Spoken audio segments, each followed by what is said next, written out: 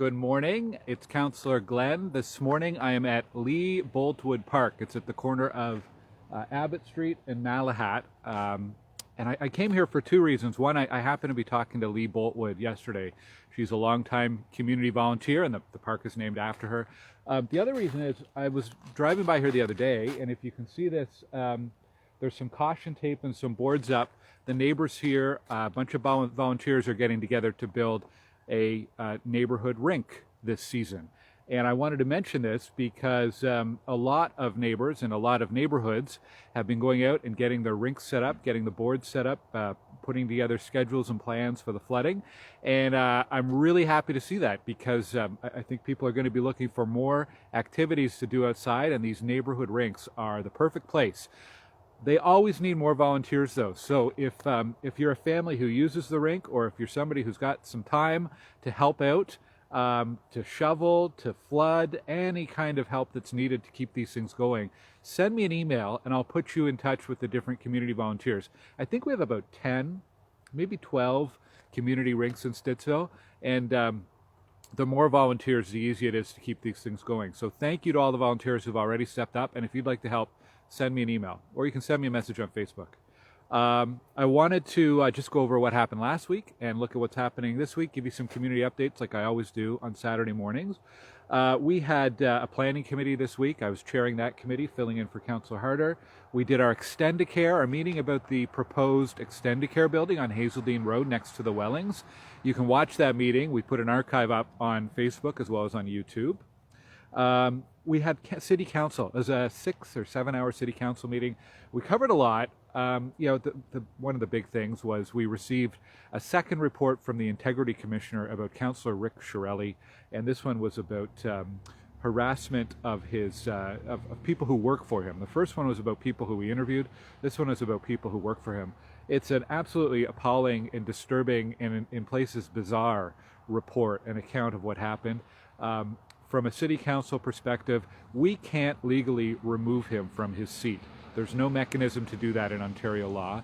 But what we did do on Wednesday was we passed a motion asking for his resignation. We're asking him to voluntarily resign. The city and the mayor are issuing apology to all of the victims. And we've also stripped him of all of his roles on committees. And then I supported Councillor Jenna Sudds in a motion to add some additional things. For example, he'll no longer be sitting with councillors at the council table in the eventuality that we go back to meeting in person.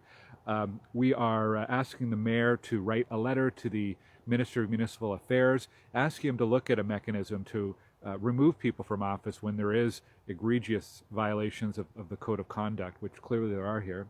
And the other one is just out of concern for the safety and security of current and future staff, we've asked the city clerk and corporate security to come back to us and let us know what we can do to, if we can do anything legally to restrict him from entering City Hall and municipal buildings. So it was a really heavy day emotionally for a lot of us, and it's a very difficult topic. I did share some comments on my blog, and I hope that I hope you get a chance to read those, and I hope that we never see something like this again, and that we can put some of these measures in place to change things going forward. The other thing that happened this week, this is a real change of gears, we had snow. We had a big snowfall on Monday and a smaller one on Wednesday.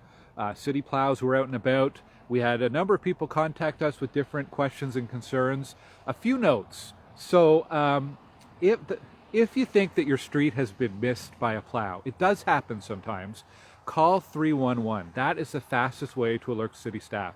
I know some people were sending us Facebook messages and emails, and yes, we'll respond as quickly as we can, but 311 gets you a direct line to city staff who then can alert the roads team as soon as possible. So 311 is your route to go with any snow inquiries. Usually in a regular snow clearing, residential streets will be cleared within about 8 hours or so. If it's a more significant snowfall, it can take a little bit longer to get around to all the streets because there's more snow, that snow's heavier, and it takes more time to clear it. The other thing is too, if we have, like on Wednesday, we had a smaller snowfall followed by a weather forecast with warmer days. The city's not going to come out and necessarily plow every one of the smaller residential streets when that happens. We'll let nature take its course and thaw the roads That's partly a budgetary thing, but also just to preserve. It's about quality and maintenance of the roads and the equipment as well. There's a whole web page on the City of Ottawa's website. If you go to ottawa.ca and search for winter snow clearing, I think that's what you can search for, you will see all sorts of information about how the city does it and when they go out and what the minimum snowfalls all are and all those kinds of things. Two other things I wanted to mention. The city is undergoing right now a review of winter quality standards, winter clearing quality standards. They haven't done this in about 15 years. And last year, council directed staff to go back and do some research, look at best practices from other cities around North America and even Northern Europe, and come back to us with some recommendations. How can we do better on snow clearing? Also, considering the changes in climate that we're seeing right now, that's pretty important to always look at how we can do better. The final thing is, yes, there was bylaw out. We had a temporary winter parking ban on Monday so that the plows could get out during the daytime. And yes, bylaw was out in the community, so I think the message to folks is, please, if there's a winter parking ban in effect, please move your vehicle or you will be ticketed. It's really important that plows can get through. Sometimes they do one pass, sometimes they do two pass. So if you need to move your car to clear your driveway, move it back into your driveway as quickly as possible. Keep those flashers on and everything. If you're looking for an alternate place to move your vehicle, you can move it to the Canada Rec Center, which is on Terry Fox across from the A&W. There's a big football fields and everything there. The city this year, has set up a temporary parking spot for vehicles if you need to move it during a winter ban. And finally, you can sign up for email alerts for winter parking bans on the city's website at ottawa.ca. So you'll be in the know as soon as a ban is issued. And of course, I share that on Twitter and Facebook and elsewhere as well. Quickly, what's coming up this week? We have Board of Health on Monday. We're looking at the Board of Health budget for 2021. Morning. A significant budget there because of COVID and everything else. Not only do we have COVID that Ottawa Public Health manages, but all of the other public health subjects and issues as well. We have FEDCO, that's the Finance and Economic Development Committee on Tuesday. Mississippi Valley Corporate Conservation Authority, I'm a member of that board on Wednesday. And on Thursday, we have Agriculture and Rural Affairs. So it's a 4-committee week for me. That means I'll be in a lot of meetings, and my team will be helping out on all of our inquiries and incoming stuff from staff. I want to give you some quick community updates. Village Square Park. The city is going to be renewing Village Square Park next year. The wonderful wooden train structures are at the end of their lifespan. And so we have some budget put aside to upgrade Village Square Park. Before we do that, we want to hear your feedback. Already we've heard pretty loud and clear the train theme needs to stay, so that's pretty clear. But if you go to engage.ottawa.ca, scroll down the page a little bit and you will see a consultation page where you can share your feedback about Village Square Park. So that's coming next year for the redesign, but we want to hear from you in the next week or two. The folks at the Stittsville Library wanted me to remind you that the library is open. You can pick up holds there. You can browse the bookshelves. You can't book meeting rooms, and there's no programming happening like there usually is. But the library is absolutely open, and please drop by and check out some of the great material there. There's also lots of stuff at the Ottawa Public Library website as well. On recreation, the city recreation guide for the winter season is out and on the city's website, and registration I think starts next week or maybe at the end of this week, I can't remember, but that's swimming lessons, that's indoor sports and activities, obviously all with a lot of changes due to physical distancing requirements, but that is online now. And the Holy Spirit Parish across from Sacred Heart High School, I know a lot of people like to park there when they walk their dogs in Shea Woods. They wanted me to remind you a few things. Please don't park your car there on Sunday mornings.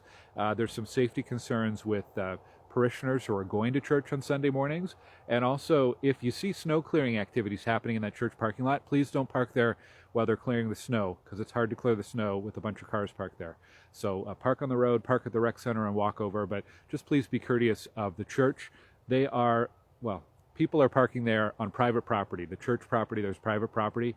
I think they've been gracious enough to turn a blind eye to it, but it does cause some problems during Sunday morning church services and when there's snow clearing. And just watch over Christmas too, because they'll be doing a Christmas Eve service and so on.